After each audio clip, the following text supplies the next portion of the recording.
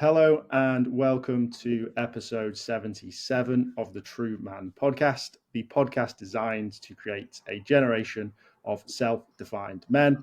Today, I'm joined by Ross Anderson. Ross, it's an absolute pleasure. How are you doing today? What's up? Good. Looking forward to getting into it. Good. Now, as always, Ross, in your own words, what makes you a man? Right off the bat, that is hard. Answering that now as a father is very different. If you'd asked me that question as a non-parent, what makes me a man? You've stumped me. I would say what makes me a man, I love the role of providing, protecting, guiding. I have a little daughter now, her name's Birdie. And, when you become a father, I feel like, society in a sense is, in some sense, maybe not all of society, but politically or however you want to look at it, I feel like there are forces trying to make males and females one and the same, when in fact they aren't. Hormonally, neurocortically, physiologically, we are different. And that becomes very apparent when you become a parent. As a father, you operate differently than, say, the mother does. And it's very natural. And I'm sure most mothers and fathers out there will agree. So I'm speaking now from answering your question from the perspective of father, because it has shifted my perspective. As I've become a father, I've become more worldly, more moral, more, or at least attempting to be more virtuous. So I guess to answer that question, I'm a provider, I'm someone who guides, I'm someone who protects, but being a father, I'm now become more worldly, and I don't just think about myself. I think about my immediate family, I think about my extended family, and I also think a lot more about the community. And I think as a man today, I have a duty to make the world a better place. And all these things that I've experienced in my life and that I'm learning, I have a responsibility, I have a duty to share those in a very non-biased way, not forcefully, just to put good energy, good knowledge, good insights out there, and hopefully, others can benefit them, and again, can make the world a better place. It's a really challenging question to ask. I wasn't even anticipating the question actually, but a challenging question to answer. It is. I think the reason I ask it is because I don't think many men do ask it at any point in their life. I think it's a question that we just fall into those traditional societal roles and we never really think outside of that. I do think that maybe a change in circumstances like fatherhood does mean that you want to maybe question it a little bit more. Do you, just on that, because you did have quite a big pause, and I'm just interested on this because I like this question for that reason. What do you think the pause was for? Was it for thought, or was it for choosing your words carefully? Thought. I'm not one for choosing my words carefully. What is it? I've never been asked the question. And I almost don't really. The question is valid, but I am just being me. I know that everyone is an independent entity, right? So, masculine, feminine. And again, we're neurocortically different, we're hormonally different. And so those parts we don't necessarily need to think about.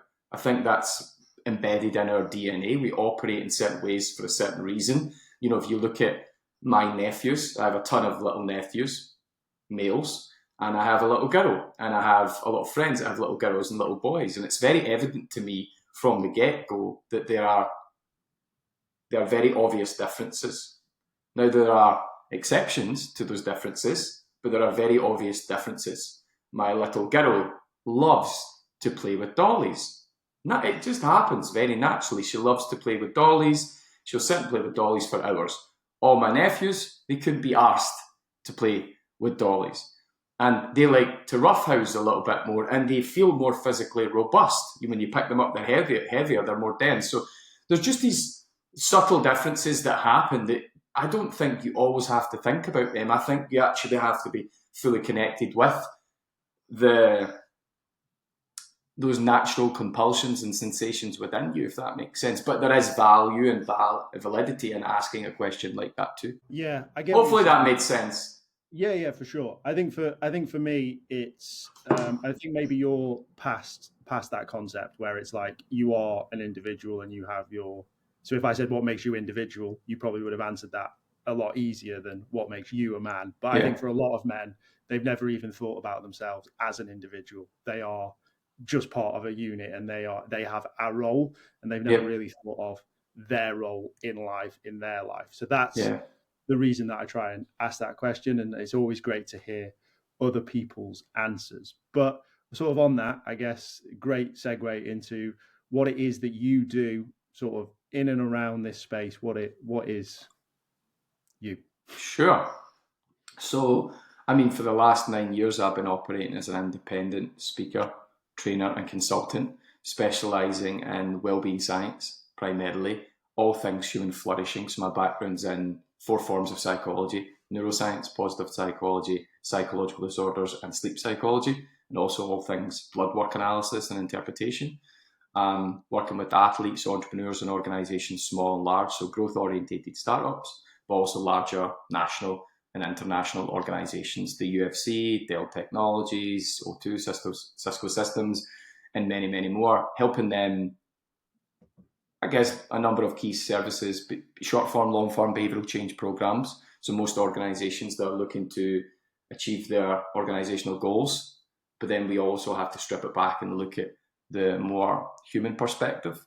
So they've got their goals and their KPIs, yes, but there is this group of people that is operating their organization, and they have human orientated challenges. You and I will get sick, friends and family will get significantly sick, we may lose a mother or a father, an aunt or an uncle, we may have children. So there's all these challenges that can compound and can impact performance. We have to be aware of that human-centered perspective. So I come in and I don't just offer knowledge, well-considered knowledge, to empower people, but it's all about helping these individuals make positive changes at the habitual level to ultimately improve performance. But I come at it more from a person-centered perspective. And we have, a CEO resilience program, helping CEOs get ahead without losing the head. That's more of like the professional side of me. I also do a lot of keynote speaking, 500 keynotes now in 180 countries, tapping into a variety of different topics. So it could be my story of transformation. What I'm sharing with you now sounds quite fanciful, but my life was very different many, many years ago. So people like to know. I'm no Elon Musk or Jeff Bezos by any means, but I've travelled quite the distance, and people like to know about that journey and those challenges. I've launched last year. I launched a new company, Beyond Baseline, which is all about meeting people where they're at psychologically and physiologically, and taking them beyond their baseline, not just to be free from disease and disorder, but to realise their fullest potential occupationally, athletically, entrepreneurially, and so on. And then a new arm of that just recently, Better Man. Amazing. One of the things I want to sort of pick up on that is sort of, you talked about the human element of sort of CEOs and businesses sort of performing, and some of the life challenges that get thrown at, I guess, those to reach those positions. You tend to be a little bit older, so like you say, family loss and these things, and kids growing up. Obviously, a lot of men tend to be in those positions. That's just the way it is right now. What do you see is the main sort of puller for them to keep improving, but yet not focus on themselves, if that makes sense? I guess the challenges for men are that they are way more one-pointed than females. So what we know about male psychology is that men are more front to back thinkers, one-pointed, and female are more global thinkers. So, oftentimes, and again, there's always exceptions, but, as a simple example of this, when we go on holiday, my other half and I, I'm pissing around trying to find my headphones, and she's got all the passports and everything organised, because we get locked in one particular thing. And men like to be solution focused. They like to achieve their goals, and it's very difficult for men to pursue something linearly and then bounce out of that and explore to separate and be present in these other domains of life, or be involved and engaged with these other domains and other projects in life. So what are some of the, I guess, tips or tricks or things that you try to implement into these men to allow them to be a little bit more fuller, if you will. A little bit more full, like more fulfilled. Yeah. I would say, I mean, there's ultimately a number of things. Some guys have different challenges. A lot of them, this speaks to, I guess, a broader issue in society, and that how we fulfill our happiness quota, you know. So 80% of society right now are fulfilling their happiness quota through raw sense pleasures. So, you know, you've got the drugs, alcohol, sugar, a bowl of vanilla ice cream, a bar of chocolate, pornography, you know, buying puppies or wee pug dogs, or wee pug dogs as we call them in Scotland. Focus on what your work tops might look like, where you're going your next holiday, the fancy car. These things have raw sense pleasures. I'm not saying they're right nor wrong, but they bring feels, raw sense feels, but they're very fleeting. And very few people know about these other forms of happiness and fulfillment. And in psychology, there are two other forms. There is the engaged life, and there's a formula to achieve that. And if you think about the engaged life, what is the opposite of an engaged life? It's a disengaged life. It's an unfelt life. It's an unenthused life. Whereas an engaged life is you're fully engaged. You're enthused. You're enthralled by things, and it's more fulfilling. And the formula to achieve that is know your high strengths and engage with them daily. And again, when you ask someone what their high strengths are, they usually recite the bottom third of a CV or look at you dumbfounded. And we can go into that a bit further. And then arguably the most fulfilling form of happiness is the meaningful life. And there's actually a few paths to the meaningful life, but one formula is know your high strengths, engage with them daily, but in service of something greater than you. So there's a lot of people that get caught up in work, and they're just working.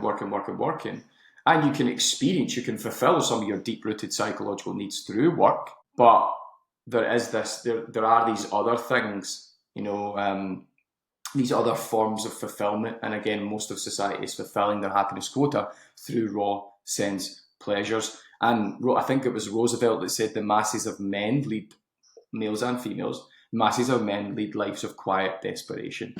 And that's because they don't have access to the knowledge to be able to consciously fulfill their happiness quota in a more sustainable way, as opposed to, you know, just always abusing these raw sense pleasures.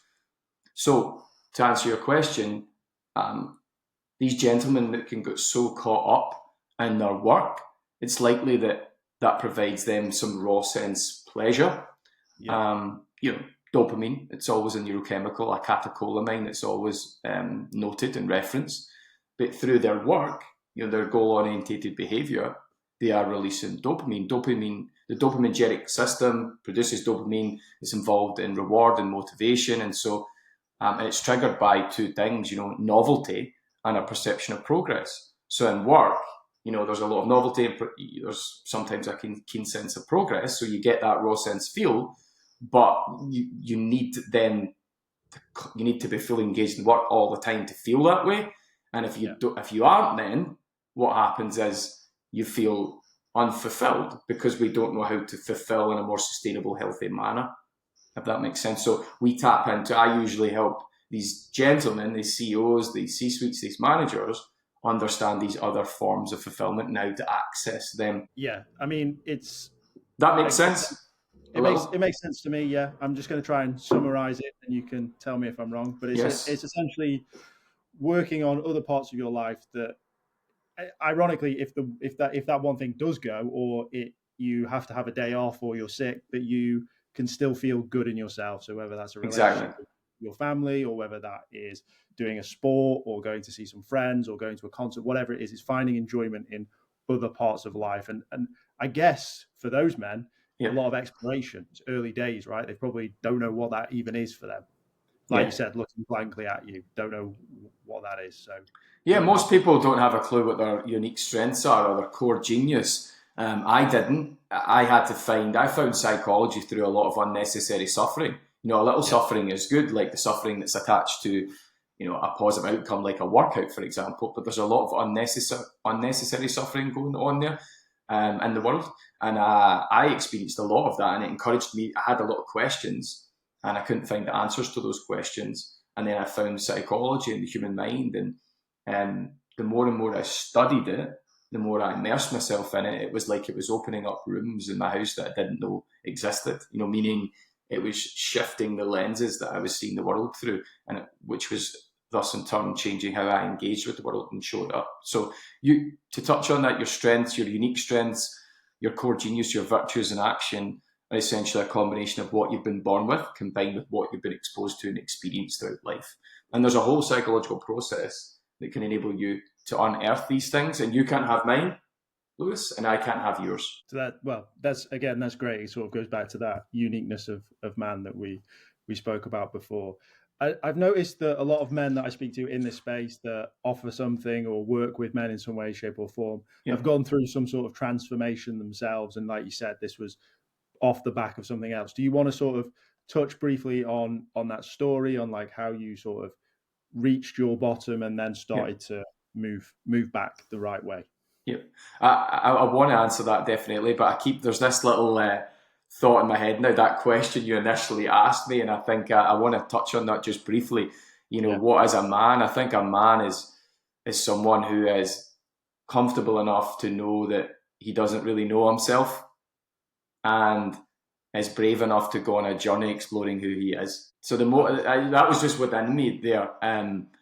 I think the deeper we go, the more we know about ourselves, and the more we know, the quicker and further we'll grow, and more fulfilled we'll be. And as you walk the way is revealed, and I don't think, maybe there is some sort of like textbook, generic, universal answer to that question. But I think the answer that's on the tip of my tongue are more honest and authentic, for me at least, as a sample of one, is that it's a journey of exploration, and it's on you to explore who you are, become the experimenter, have an experimenter's ethos.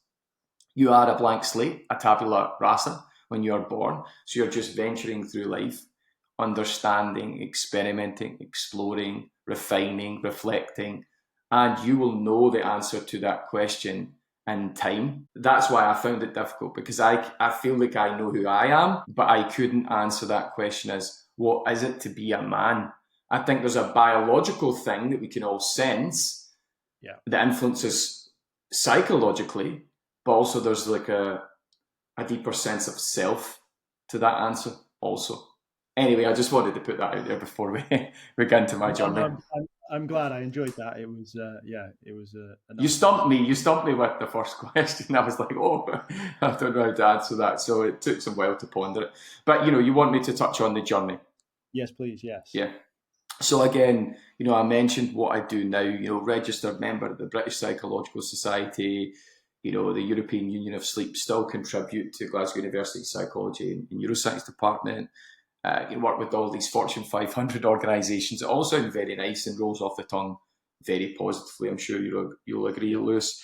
But it didn't always roll off the tongue so positively. It didn't always look good on paper, quite the antithesis. So I guess I'll maybe take you back into Ross's life, little Ross's life. No handkerchiefs will be pulled out, I promise. But it's important to know where I was. An unfortunate common story. My parents divorced when I was 4, and my father was in and out of my life until I was about 13, 14. And then ultimately he rejected myself and my sister. And that filled me with a lot of confusion, a lot of anger, a lot of rage. I had a lot of daddy issues. I've made peace with all of those now, but those sensations, those negative emotions definitely fueled the first third of that journey of progress to a degree. And anyway, as a result of that rejection, I acted up a lot, got into a lot of bother in school. I was on a behaviours card. I don't know if you have an equivalent in England, but I was on a behaviours card for unruly behaviour, where you'd be assigned an A for good behaviour or a C for bad behaviour. I was on a truancy card, although we call them a doggers card in Scotland, but that has other interesting connotations. Where I was, taking time off school, and my mother didn't know about that. I was also put in a drugs card as well in school for, I was caught multiple times selling, smoking drugs in school. And so, looking back now, I was born to be an entrepreneur, but the curriculum didn't teach entrepreneurship. It didn't teach enterprise skills. And while I had a lot of academic and athletic potential, I had a lot of misguided energy too. And, I left school unrealised. And that's where my drug dealing and drug taking intensified to where at 19, I took my first overdose. And that was an unintentional overdose. I was not trying to take my life. It was a result of me living a very toxic life. At 22, I took my second. And then in between that, I faced a host of additional challenges, namely panic disorder. So, I would imagine your listeners listening, and the likelihood is many of them will have experienced a panic attack. Panic disorder is the most acute form of anxiety one can experience. I felt as though I was dying. I was taking multiple heart attacks every single day. I was dying of these heart attacks. It was extremely terrifying. And I was put on a lorry load of medication for that. And then came, further issues, a plethora of painful autoimmune issues. And further to this, I lost friends to heroin, crime and suicide. And then you think things couldn't get much worse. At 22 and a half, 23, my lawyer turned to me and said, Ross, you're looking at 2 years in jail for this, and there isn't much I can do. Now, to give your listeners some context, the year prior to that, I had narrowly evaded jail. And in the years prior to that, a number of small to moderate offences had compounded. I had used all my get out of jail-free cards, as it were. And here I am, staring down the barrel of 2 years in jail. Yeah. Well, thank you for sharing. It's a lot to happen in a short period of time. When you said it, and then you went, I was 22. I was expecting a little bit more of a jump in the time frame there. So it's really interesting. What was your sort of journey out the other side? Was it a get out of jail free card, or did you spend some time? And what was the sort of next stages from there? Yeah, so facing 2.5 years in jail, the lawyers told me, because of my past history, compounding of things, and what had gone on the year before, that was the minimum, that was the best that they could do for me. There was an event that was the straw that broke the camel's back. This was the best they could do. I went for a secondary opinion, a tertiary opinion, and the response from each of those lawyers was the same. However, the year prior, so there was 14 months before the court case came to fruition, and in that 14 months, I had started to make some positive changes in my life. Not because I needed to, even though I did, but genuinely because I wanted to. I'd been in this horrible relationship with this girl who was constantly pulling me back into the world of selling and taking drugs. She had a lot of stuff going on. Our father and mother were constantly cheating each other. Believe it or not, they were swingers. They were. The father was abusive. He was addicted to speed. It was a horrible environment to be in. She became bulimic, addicted to drugs, and ultimately, she and I were going back and forth, and I was completely in love with her, and I probably would have went back with her if it weren't for her getting pregnant to another guy. Broke my heart, but it was what I needed at the time. So then I enrolled in a social sciences course at Cumbernauld College. Shout out to Cumbernauld College. And that's when things started to change for me, because for the first time in my life, it created the conditions for me to flourish. For the longest time, I was just a product of my environment, and this environment, this educational environment, created the ample conditions to flourish. Just like a plant needs ample conditions, we as humans do too. And what I mean by that is, I had never really had any male mentors in my life, any positive male role models. I had great love. I don't come from nothing. I don't come from much, but I don't come from nothing. I had the love of my mother and my grandmother, and one of my aunties. But the males that were in my life were alcoholics, drug addicts, womanizers, gamblers, wife beaters, or just suboptimal men. And when I went to Cumbernauld College, I met my 3 Mr. Miyagis. At least that's what I call them. Hopefully your listeners know the movie, The Karate Kid, and if you don't, the plot is there's this young guy who has, circumstantially not the best setup. He has a lot of self-limiting beliefs, and Mr. Miyagi, this Pat Morita, this wise sage, helps him transcend a lot of these circumstances and self-limiting beliefs and be so much more. So these 3 college lecturers, Dell, Stevie and Robert, my 3 Mr. Miyagis, they helped me transcend my circumstances and a lot of self-limiting beliefs. Why I'm just some wee guy from the back arse of nowhere. Why should I be studying psychology and philosophy of the mind? But again, through their words and actions, they helped me be so much more. And long story short, it was one of these courses where if you could apply yourself, if you could rise to the top 5 percentile of the class, you could gain access to university. And for me, given where I'm from. No one in my family has gone to college, never mind university. I know for many it's a given path, but from where I'm from, that's not so it's not such a common place. And they encouraged me to apply to go to university. They encouraged me to stand up on stage and talk about my issues with drugs and mental illness. I started an after hours group talking about my love for psychology. I fully immersed myself in psychology, and I gained access to Glasgow University. But the joy was short-lived, because I'm in Glasgow University 1 month and the court case was upon me. And ultimately, I don't remember much about the months and the weeks leading up to that court case, but I do very clearly remember that day in court. You know, my bags were packed, all my family were there, waiting to, I guess, see what my fate would be. And court starts at 9. I'm not seen to the very last person to be seen at 4 p.m.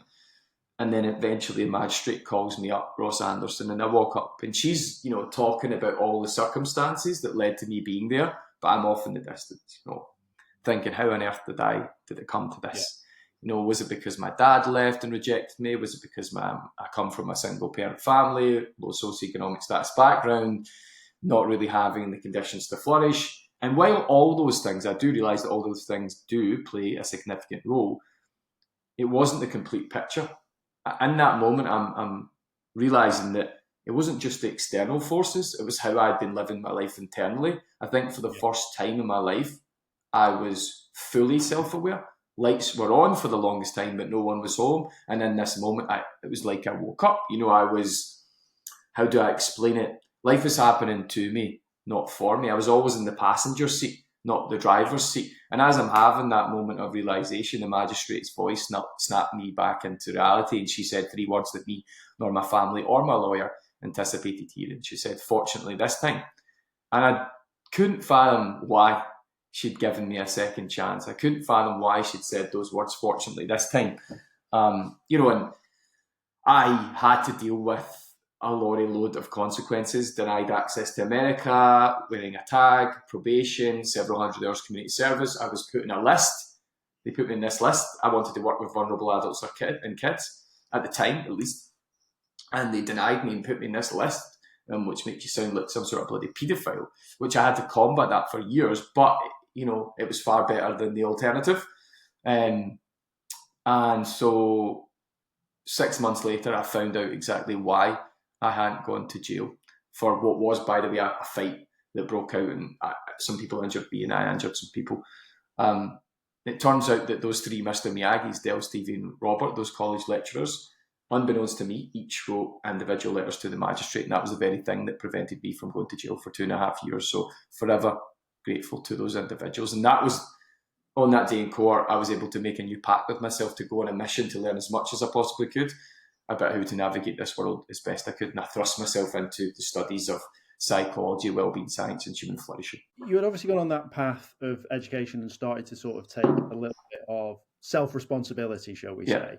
Do you think also maybe that sort of came to light in when that sort of flick of that switch where you were just thinking about everything and then it just sort of hit you, was like, there is all this stuff that's happened to me and it is unfortunate and all of this has unfolded, but right now it's me as an individual that is sat here and now I have to take responsibility for that? Was there almost like a I'm now in charge switch? I think if you look at most people in life, so how old are you, Lewis? 33. Right. I don't know about you, but maybe you can speak to this, but I found that the more conversations I have with people, you know, whether I'm on stage speaking, we have conversations post-keynote with friends, family members, peers, connections.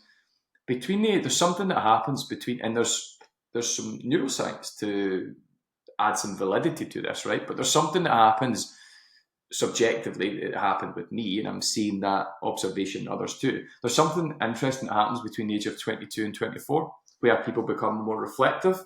Sometimes it takes a small event for them to awaken and start reflecting on life. Sometimes it's a bigger event, but I find there's something really unique about that period between 21 to 24, whether it's people have experienced enough hardship in life where they start to think, I need to change my life up. I don't like the way this is going. And they start to awaken. But there's also some neuroscience that supports that the brain isn't fully developed until 21 to 24. But I often find the conversations I have with people, they all start to begin that awakening process between 21 and 24, and they start to ask questions of themselves. And I think, you know, if you want to change the quality of your life, you have to ask yourself quality questions. The quality of your the questions you ask yourself, in my opinion, changes the quality of your life. If you ask yourself questions you've never asked before, you're going to get responses you've never experienced before, and that's your data to dig into, your knowledge for navigation. So I think, you know, for me, it was probably an event that triggered that. Yeah. For some people, it's maybe just less of a serious event and more of a compounding by default of them having amassed 21 to 24 years on this earth. They've compounded enough experience to think to themselves, do you know what? You know, I'm not really keen on the path that my life's going on. And maybe that's coupled with some neurological development, but I'm not keen on the path that this life is going. I want to direct my life a little here.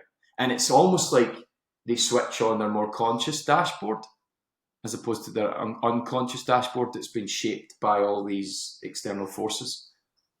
Yeah, it's interesting you say that. I left my job in finance at 24, so maybe that was the subconscious side of it. I'm not too sure. I personally had a large event happen to me in my 30s, like when I was 30, which has taken me on this journey. And I think a lot of men go through that as well. I think it's the modern midlife crisis, if you will, or the modern midpoint where we start to reflect and decide, well, what is this all about? Legacy and all of those things. And maybe not so Porsche driven and fast women kind of midlife crisis. And listen, maybe it is just hardship. Maybe there's and each and every individual, there's a certain level of hardship that needs to be experienced, that needs to be fulfilled before we wake the fuck up and start to live a more conscious, self-directed life. Your hardship meter needs to break over before. And maybe my hardship meter just was like bam early on, you know. And maybe for some people, because of maybe they were born into two parents, maybe, you know, they lived a more privileged life in a sense, just through luck. And it takes them maybe to their 30, maybe to their 40, who knows? But there's a conversation to be had there too. Yeah, for sure. There's definitely life things. I think one of my things that maybe we'll sort of lean into what you do right now as well is that we have a lot of boys in men's bodies. So these big things that happen is really effective to them. So they may go through all their whole life. They may get a decent job. They may get a wife. They may have kids. Kids may grow up, go to university, and then the wife leaves them. And then that's the end of their world because it's been so comfortable for them that they've never really had any challenges or anything that's allowed them to build resilience. And I think going through hardship builds resilience. I think you can mimic some sort of resilience building, but hardship is the shortcut to fast resilience. Right? You know, you're right. And just this past weekend, I don't know if you're much of a mixed martial arts fan. I am hugely. I was watching the UFC this past weekend and Alexander Volkanovski won his belt again at 36.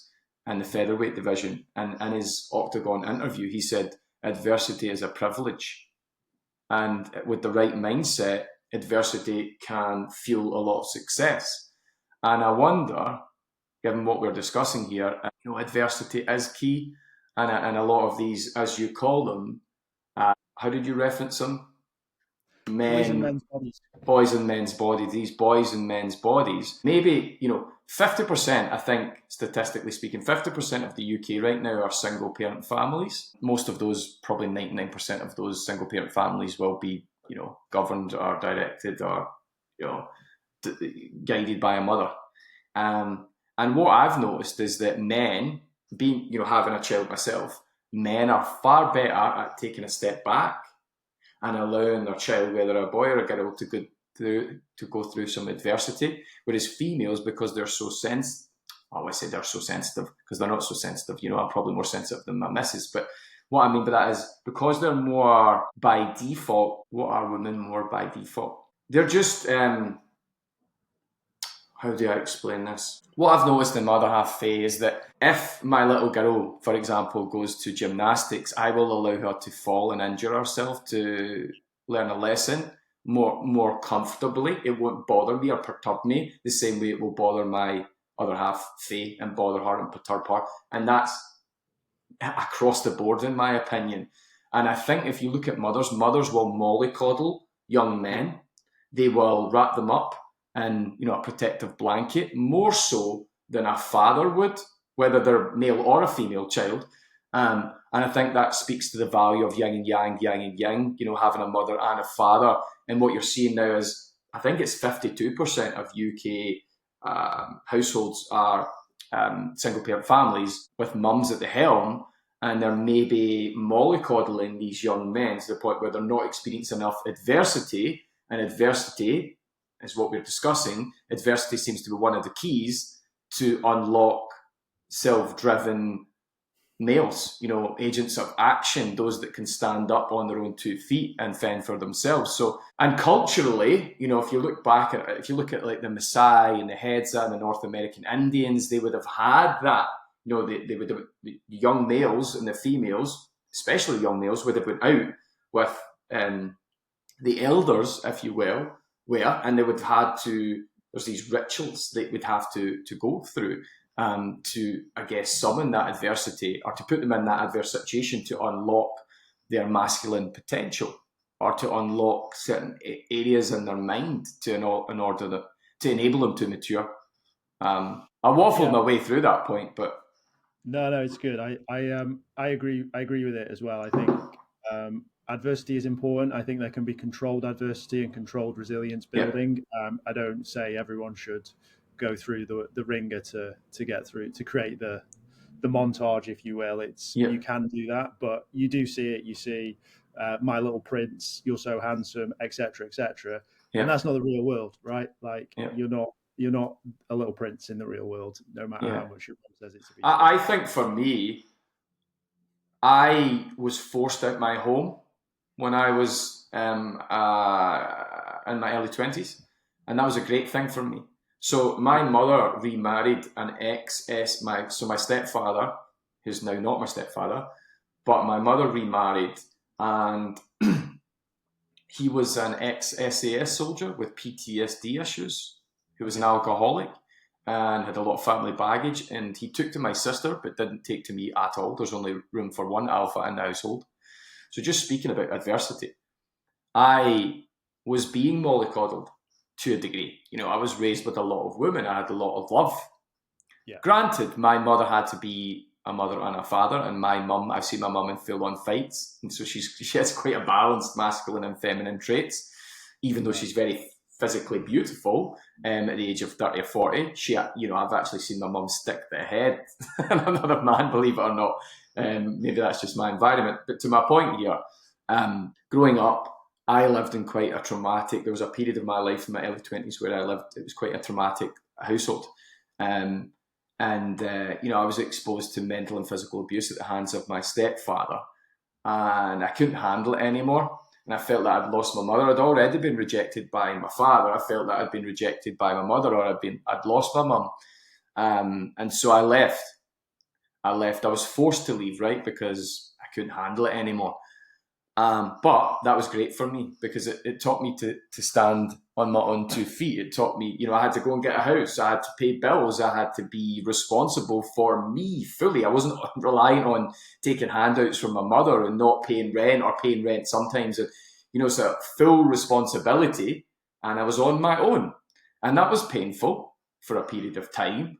But adversity is a privilege. Adversity seems to be a key requirement for growth. Now, unfortunately, I don't think you have to go through my experience to get there, but there's something in that, because I think that was the point when I truly started to become a man. When I left my house, I went away, I travelled to Madrid to come back, I moved into a flat, I was studying at Glasgow University, I had multiple jobs, I started my business, so on and so forth. So I really don't know if I would be where I'm at if I hadn't experienced that. For sure. And I think a lot of men either go through that or make a realization and want to, well, they go 2 ways, right? And I think the second way that we're going to touch on now, which is sort of encompassing what your businesses do now, right? Which is they make a decision that they want to get better and that they want to improve and that they want to excel past this point. They've realized that they are where they are. Maybe they've been treading water. So why don't you touch a little bit on what it is that you sort of do now in your businesses to sort of accelerate men past their potential? Accelerate past their baseline, I guess, is what you were going with. Yeah. I didn't want to plug you. Yeah. So, my whole business, Beyond Baseline, is about helping males and females, right? I've noted a note something to come back to, but Beyond Baseline is about meeting people where they're at and taking them beyond their baseline, male or female. One component of that is Better Man, which we'll get to in a moment. But, my goal is to teach people, is to help 1 million lives. It's to teach people that, I can't believe how much I had to suffer to find the answers to the questions I had. So I look, less than 5% of our global Western curriculum is dedicated to health, well-being, science, human flourishing, psychology. So it's no wonder we're, suffering unnecessarily, or we're just failing to realize our potential. Because awareness is step one in the transformational process, right?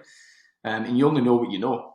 So I believe I want everyone to understand, first, if you want to optimize someone's psychology, you have to optimize their biological fundamentals. You have to dial in how they eat, how they move, and how they sleep. And the eating piece is kind of complex, right? Because there's no one perfect diet, but there is one imperfect diet, the standard adult diet, the SAD diet, the typical Western diet. You can argue a lot about diet, but really there's only two indisputable facts. Western diet causes disease, and any culture that has preserved its traditional nutritional approach is free from Western disease. That's literally, there's a lot that can be argued, but those two facts are indisputable.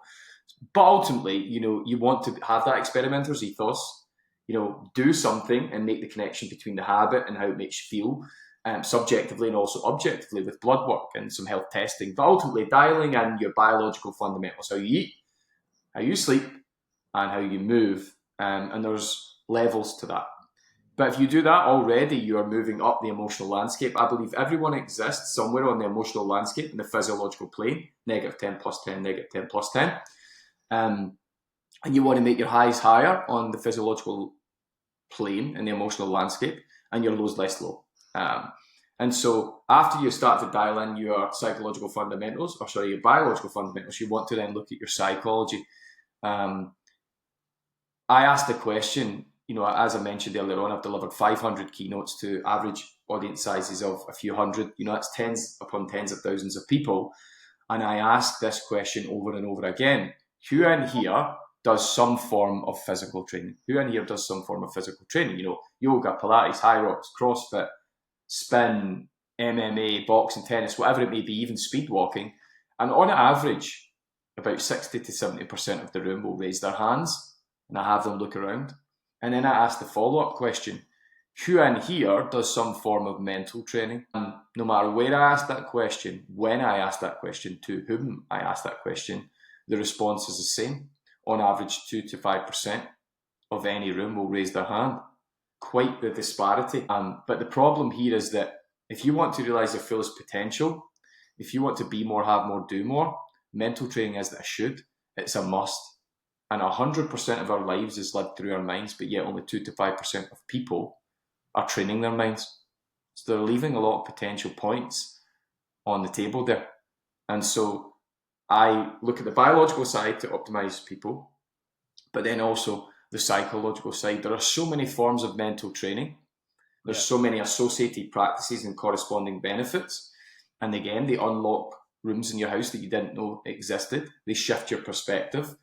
And it's painful to me that few people have an awareness of these methodologies and interventions to unlock these positive mental ends, more gratitude, more love, more meaning, more purpose, more fulfillment, more calmness, more contentment, more mental toughness and resilience, more motivation, sustained motivation. But they just don't have, unlike a lot of people have keen awareness about when it comes to the physical exercises and routines and practices to unlock these plethora of positive physical ends, more strength, more flexibility, and more endurance. But but they don't have the same level of awareness when it comes to the psychological practices to unlock those psychological benefits. What would be one practice that you wish more people did, even if it was just the simplest thing that they could do? There's two that come to mind, if I could share two. Number one is, I said that think of mental training as like the umbrella term. Then there's forms of mental training. Then there's their associated practices and their corresponding benefits. One form of mental training my favourite form of mental training is self-awareness, know thyself. And again, we touched on it earlier. When you ask people what their strengths are, they recite the bottom third of a CV or they look at you dumbfounded. If you ask someone, what fires you up, what elates you, what excites you, because most people don't really know. Well, if they can't answer that, how can they be expected to target, chase and fulfill those things? And so I just don't think people know who they are. But again, I don't say that judgmentally, because I didn't till I explored psychology. You know to a degree, superficially, you have likes and dislikes, but I'm talking about who you are at your core, strengths, virtues, weaknesses, what fires you up and thrills you and excites you, who you are in this situation, who you are in that situation. A question we mentioned, we were having a chat before we kicked off today. I'm a big believer that the quality of the questions you ask yourself determines the quality of your life. If you ask yourself questions you've never been asked before, you're going to get responses you've never had. And I've got all these different questions I like to ask myself and other people to elicit responses, because then they can dig into that and it usually unlocks something in their mind. For example, if I ask someone, who are they beyond fitness? Who are they beyond fitness? Who are they beyond their role as a parent or guardian? Who are they beyond alcohol? Who are they beyond their work life? Because these are areas of life that we get caught up in, and they can provide us meaning and purpose and growth in a sense. Maybe, there's an argument with regards to alcohol there, but they can provide some benefits. But we can get so locked in, we can get so caught up in them that we prevent ourselves from developing a keen sense of ourselves beyond those things. And when those things are then taken away, we find ourselves in a real problematic situation. Case in point, my mother. My mother she found meaning and purpose accidentally, one of her deepest rooted psychological needs. She became a mother. She became mother of Ross and Abby at a very young age, 22. She had me at 19 or 20. And she was accidentally a mother. She accidentally had this sense of meaning and purpose. Now, she then, for the next 2 decades, was Ross and Abby's mother. And she wasn't developing a keen sense of herself. And then we flew the nest. We fled. We done our own thing. And then what she was left with was this void, because she hadn't developed a keen sense of herself beyond her role as a parent and guardian. And so that was contributory to my mother's psychological downfall. We all exist somewhere in an emotional landscape in a physiological plane, plus 10 and negative 10. My mother started to substantially slide down the emotional landscape, and she had a mental breakdown, and that significantly influenced that, not having that sense of meaning, purpose, motherhood or fatherhood can offer you. So, questions. Who are you beyond fitness? People get caught up in fitness and they don't have a life beyond that. Who are you beyond alcohol? Who are you beyond your role and your work, your career? And who are you beyond your role as a parent and a guardian? Pondering that can be quite uncomfortable for a lot of people. And that's what I mean by self-awareness. Really understanding who you are. People meet me and they say, I don't mean this cockily, the last Ross, you're really calm, you're really confident. And I would say, because I know myself biologically and psychologically and spiritually with depth. And so I think, to answer that question again at the beginning, it really is, a man he has to really explore himself to find out who he really is, who he is as a person and who he is as a man. And only he can answer that question. That's probably a better way of framing it.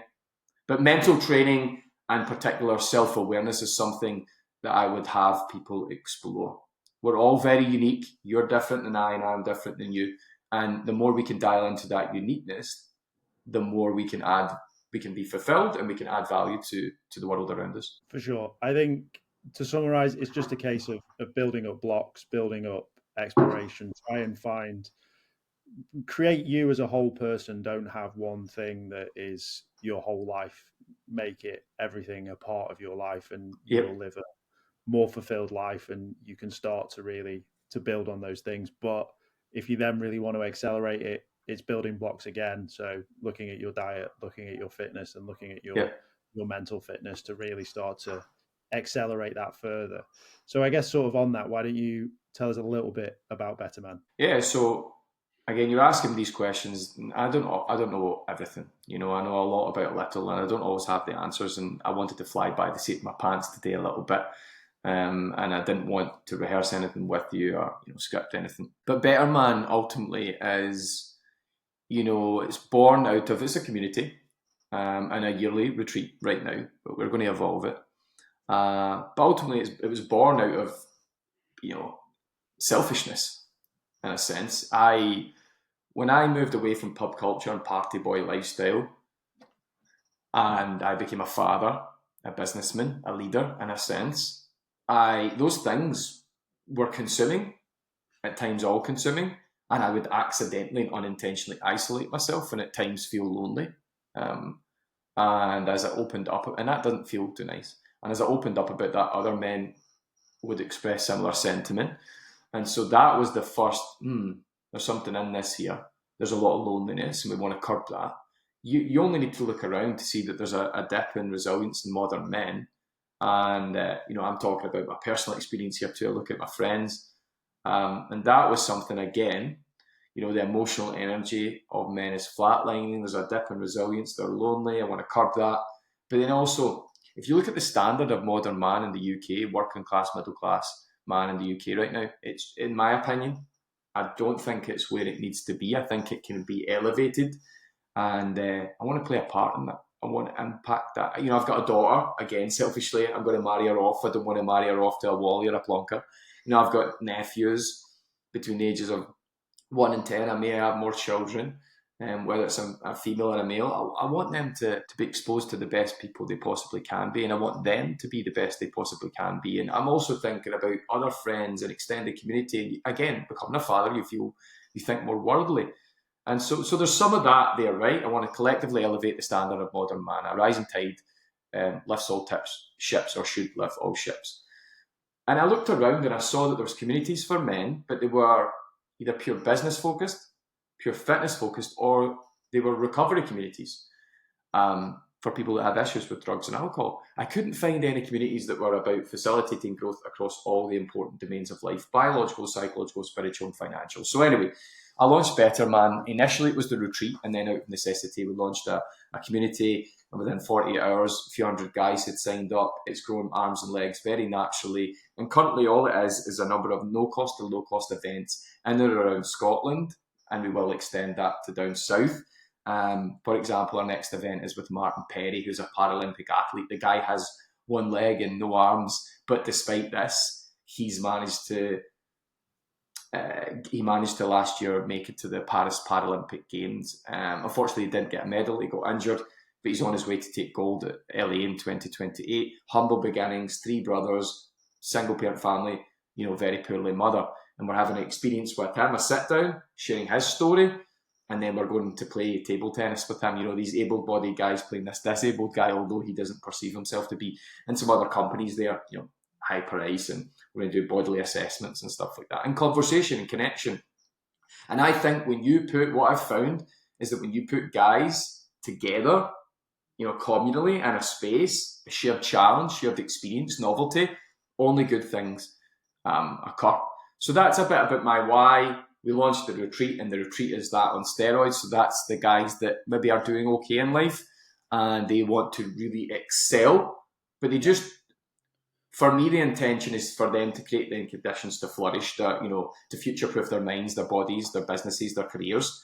We're bringing in speakers. We've got, a number of incredible speakers, from UFC athletes to business behemoths like Paul Richardson, the former chairman of Gymshark.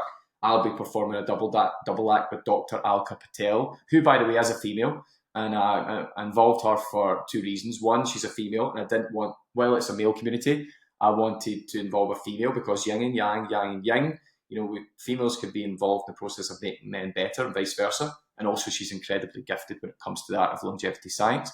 And there's all sorts of other elements to it. It's not just 3 days and done though. We're building resilience groups. We're introducing the guys before, building the bonds during. There's a continuity of that. There's loads of other elements to it. I don't want it to be sounding like a pitch type thing. But yeah, and the goal with that isn't just to serve those men selfishly, it's to create beacons, it's to create role models. It's for them to, yes, benefit their business, their personal lives and their professional lives, but also use those newfound perspectives and frameworks to impact those they love, lead, and their communities to, again, collectively elevate the standard of modern man. Amazing. Sounds really good. And I think a lot of these men's groups do come from selfish beginnings. It's like, I need these kind of people around me. And I think that's good. And I encourage more men to do that and do that thing. And had a guy on here who was telling us about a group of farmers. They go for a walk, they go with their ferrets. Like that's a niche group, but there's very niche. There's enough of them to. Listen, we all need a tribe. We all need someone. I want to, have we got time for me to go back to a particular point? Earlier on, we were talking about that whole mollycoddle thing and men being a mess as a result of coming from single-parent families, and I came from a single-parent family. Look, that's not always the case, right? Because actually, if I look at my scenario, my father had a mother and a father, and if I look at Faye, my other half, I'm together 13 years, not married yet, maybe in time. But if I look at Faye's mother and father, Faye's father, he had a mother and father. And they're still together.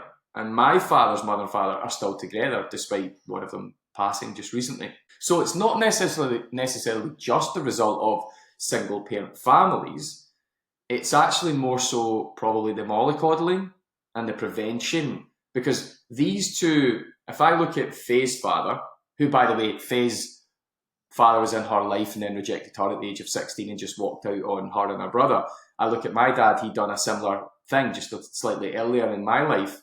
But there's a lot of similarities, and we've through conversation, we've come to realise that there's a lot of similarities in our fathers. And it's to use that term you used again earlier on, and I forget it, it's men's bodies, boys' brains, boys and men's bodies. And if I look at it, both my father's mother mollycoddled him, wrapped him up in a little blanket, and didn't enable him to take personal responsibility for his actions. And the same was true for Kevin, my other half, Faye's father. His mother wrapped him up in a safety net, mollycoddled him, and didn't allow him to take full responsibility for his actions. Both these men, our parents, my father and my other half's father, they created children. Yeah. And their mothers didn't allow them. They walked away from those children, and their mothers and fathers didn't hold them accountable. But the mothers, well, it's the father's fault too, but there's just something in that. And I think, the father should have stepped up too. So it's not, I guess I wanted to mention that because it's not, I don't want to vilify single mothers. My mother was a great single mother, There is some great value in having a mother or a father, but it doesn't always lead to, the perfect male, if you will, or a more well-rounded male. Yeah, I think to summarize that, just because you're there doesn't mean you're present. So just because the father's in place, it doesn't mean that they're providing any value. You can be a good dad that's in a split up relationship. You can still be a present father in those kind of relationships. You certainly can. I think that's sort of the point that you were sort of alluding to, which I agree. Like it's more about the absence of masculinity rather than a man being there, I think. Do you know what, Lewis, to sum this up, I'm really glad that my dad rejected me, because if he didn't, I would have habits aren't taught, they're caught, and I would have absorbed a lot of his habits. Whereas that rejection, while going through it, I didn't want that to be the case. It pained me and caused me a lot of psychological issues. Now I'm grateful for it because I've had to work through that rejection, but I say that I'm grateful for it. And I'm happy that he wasn't around, because it almost gave me a blank slate to figure out what it is to be me and what it is to be a man. And I had to go on this journey of self-exploration. Yeah, I like that. Looking back at it and being able to take the positives from a negative, for sure. Ross, it's been an absolute pleasure. I've enjoyed it every second. If people have enjoyed what they've heard and they want to find out more, where's the best place to find you and everything that you do? You can connect with me on Instagram, the Ross Anderson Official, or Ross Anderson Official on Instagram. I've also just launched beyond_baseline_ on Instagram, but more likely Ross Anderson Official, or if they're on LinkedIn, if they're professional, they can find me on LinkedIn. It's just Ross Anderson, man in the cap, as always.